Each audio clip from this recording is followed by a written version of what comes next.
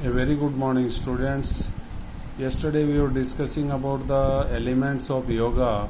We have discussed about yam, and now today that is second element of yoga is niyama or niyam.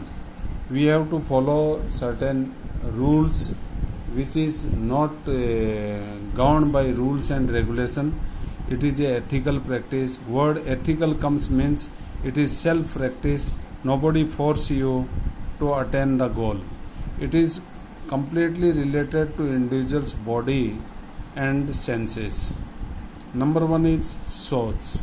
Soch is related with the purity of your body, cleanliness of your body. External body we can clean by washing our clothes or by taking bath with soap and water. But what about internal organs? Internal organs also to be cleaned by different kriyas. Kriyas are there in yoga like Kapalbhati Kriya, Jal Neti, Jal Dhoti, Noli Kriya. All these kriyas are there to clean the different organs. So always keep your body neat and clean externally as well as internally. This rule or niyam we have to follow regularly. Second one is santosh. Santosh means satisfaction, self-satisfaction, or it is a contentment. We must develop the feeling of satisfaction in all sphere of life. We should never be dissatisfied person in any circumstances with whether situation go in favor of us or against. But always, whatever is the situation, we must satisfy. And how satisfaction can be increased? Living life with minimum requirement is you get more satisfaction. If your requirement is high, you never satisfy. You keep on fulfilling your desires every day. Some new desires start coming and you never satisfy.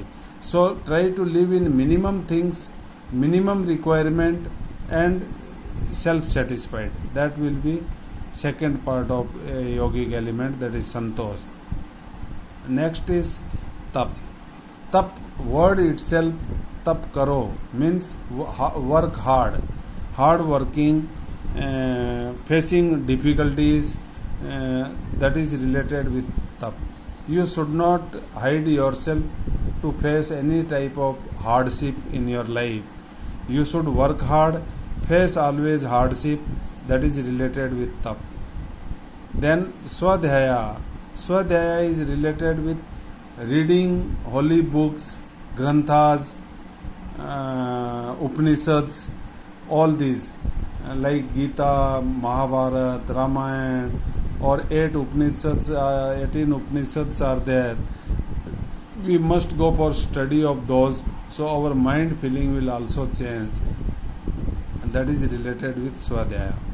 And last but not the least, that is Iswara Paridhana. Iswar Paridhan, it is most important stage of Niyam. In this, you are dedicated to the God. All deeds are dedicated to the gods.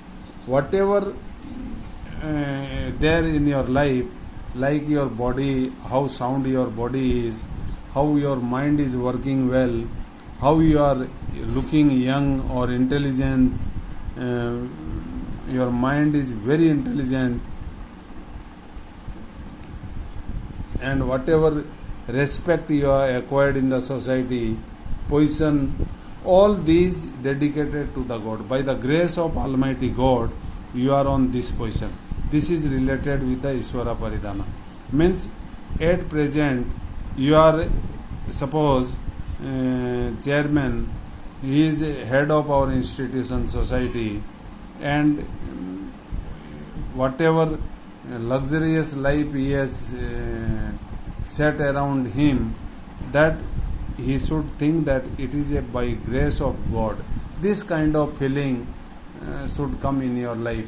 That is related with the Iswara Paridhana. Means whatever you are, let it be your family, sound family, your nice your house, or all facilities, your intelligence, your healthiness, everything is related with the Ishvara Paridhana, and it is whatever you are getting in your life, it is because of Almighty God.